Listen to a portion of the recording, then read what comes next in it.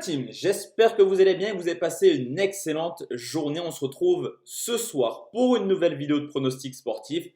Vous avez l'habitude pour les anciens, pour les nouveaux, le samedi, c'est 3 combinés et on joue chaque combiné au fur et à mesure. Dès qu'un combiné passe, on stoppe la série, ce qui nous permet de faire passer un seul des 3 combinés proposés en respectant la mise et les cotes, un seul des 3 pour être en bénéfice. Et à ce petit jeu-là, ça y est, hier on a un petit peu renoué avec la victoire. On valide le deuxième combiné qui fait clairement du bien à la bankroll. La bankroll, toujours sur Instagram, la team débrief pronofoot, n'hésitez pas à me rejoindre. Le combiné qui passe, Shakhtar Donetsk ne perd pas ou perd un but à Benfica, combiné avec un plus de 2,5 buts entre United et Bruges. Ça passe assez facilement et ça fait extrêmement plaisir. Ni une ni deux, la team, on part tout de suite sur les pronos de demain. On commence à 15h où la Lazio reçoit Bologne, le deuxième qui reçoit le 10e. Une équipe de la Lazio qui a seulement un petit point de retard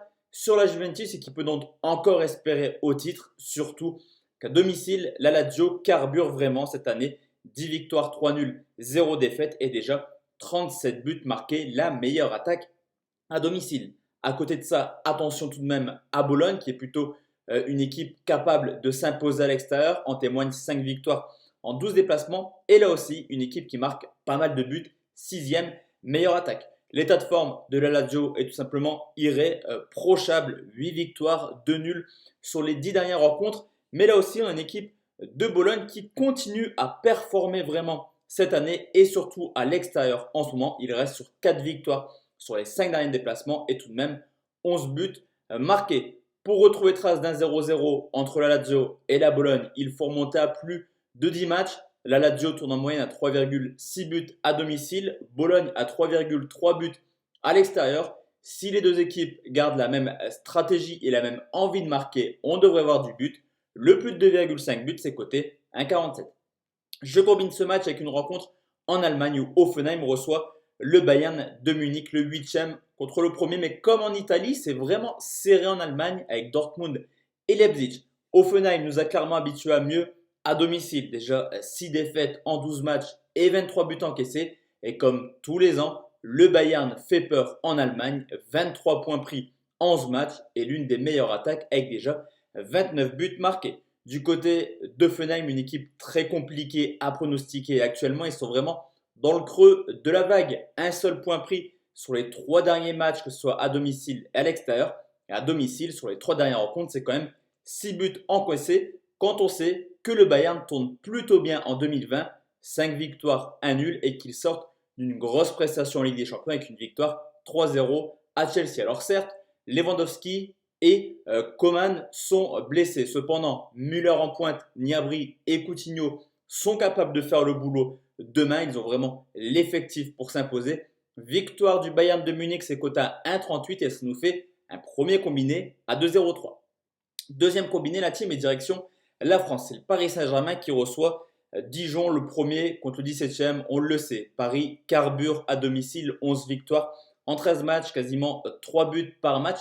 Mais Dijon, même si c'est une équipe qui a des stats très mauvaises à l'extérieur avec seulement 6 points en 13 matchs, encaisse réellement très peu de buts, seulement 18 buts marqués, mais marque quasiment jamais. Plus mauvaise attaque avec seulement 7 petits buts marqués à son actif. L'état de forme des Parisiens ressemble plutôt à une équipe de ping-pong et non de football.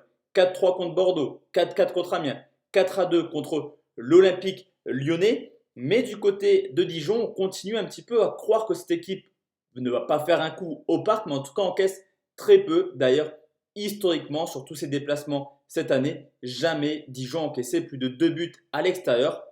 Il y a déjà eu quand même des déplacements à Nice, à Lyon, à Lille, à Montpellier, à Monaco. Clairement, Dijon encaisse très peu de buts à l'extérieur. La question qu'on se pose également, c'est quelle sera la composition parisienne demain, à un peu moins de 2 semaines de jouer le match retour, le match super important contre Dortmund. Est-ce que Paris va vraiment mettre l'effectif au complet contre Dijon? Surtout qu'historiquement, il y a eu 5 rencontres entre le PSG et Dijon. Une seule fois, on a eu au moins 5 buts. Et sur tous les déplacements de Dijon cette année, on n'a jamais vu 5 buts à l'extérieur. Moins de 4,5 buts, c'est coté à 1,49 et je trouve que c'est un très beau pronostic. Je combine cette rencontre avec Liverpool qui se déplace à Watford. Liverpool qui compte 22 points d'avance sur City semaine après semaine. On commence à sentir l'odeur du titre, surtout que Watford a des stats très moyennes à domicile. 14 points en 13 matchs, au contraire des Reds qui forcément culminent les victoires et ont quand même fait 12 victoires pour un seul petit match nul et qui possède également la meilleure défense. Watford était plutôt sur une pente ascendante il y a quelques semaines. Il faisait vraiment des belles prestations, mais force est de constater qu'en ce moment, ils sont un petit peu en difficulté. Ils sont clairement dans le rouge, 2 points pris sur les 5 derniers matchs. Ils restent également sur une claque 3-0 contre United. Liverpool, 10 victoires de suite. Salah, Mané, Firmino qui marquent semaine après semaine. La victoire arrachée en début de semaine, 3-2 en championnat, montre clairement que Liverpool veut tous les records cette année. Je ne pense pas que Klopp veut retourner son effectif. Victoire de Liverpool, c'est coté à 1,42, surtout qu'il reste sur 5 victoires de suite contre Watford, 2 fois 5-0, une fois 3-0, une fois 2-0. Victoire de Liverpool, c'est coté à 1,42, ça nous fait un deuxième combiné à 2,12. Et enfin la team, dernier combiné direction l'Italie où le Napoli reçoit Torino, le 6e qui reçoit le 14e des Napolitains qui peuvent encore espérer aller chercher une place en Coupe d'Europe, assez incroyable au vu de la saison clairement de Naples qui surtout à domicile n'est vraiment pas en grande facilité cette année. D'habitude c'était compliqué de s'imposer à Naples, cette année c'est un petit peu plus facile, 4 victoires, 2 nuls pour déjà 6 défaites, mais ils ont tout de même la chance de recevoir une équipe du Torino qui a perdu 7 de ses 12 déplacements, qui reste également sur 5 défaites de suite et 17 buts encaissés, pendant que le Napoli en 2020 tourne plutôt bien. 4 victoires sur les 5 derniers matchs de Serie A, une possible qualification en finale de Coupe d'Italie, également un très beau match nul cette semaine en Ligue des Champions contre le Barça sur le score de 1 partout. Il y a beaucoup d'absents du côté du Napoli. Koulibaly, mal cuit également, Mertens, incertain, mais comme le Bayern, il y a quand même des top players, Insigne, Milic, Coleron. Honnêtement, le Torino n'a plus gagné au Napoli depuis maintenant quasiment 10 ans. Joue à Naples, capable de continuer sa bonne série. Victoire de Naples, c'est coté 1,48. Enfin la team, le dernier match, direction la Belgique, c'est Anvers qui reçoit Ostende. Et là aussi, je vais partir sur une victoire des locaux d'Anvers, tout simplement car ils sont invaincus à domicile. 9 victoires, 4 matchs nuls, au contraire de Ostende qui a seulement pris 4 points en 11 matchs et qui est tout simplement la plus mauvaise équipe hors de leur base.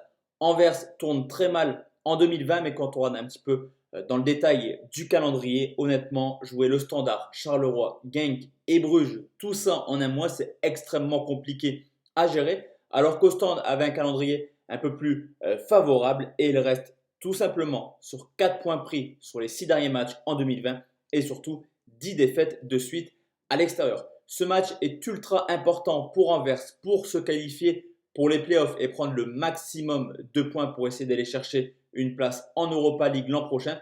Du côté d'Ostende, avec seulement 2 petits points d'avance sur le dernier, il commence à sentir un petit peu l'odeur de la relégation. Ça peut être tétaniser les joueurs. En tout cas, Anvers est capable de s'imposer à domicile.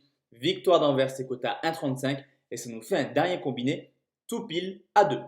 Donc voici la team, mes 6 pronostics pour demain. Comme d'habitude, n'hésitez pas à mettre en commentaire ce que vous pensez jouer, également à me rejoindre sur Instagram, débrief pronofoot.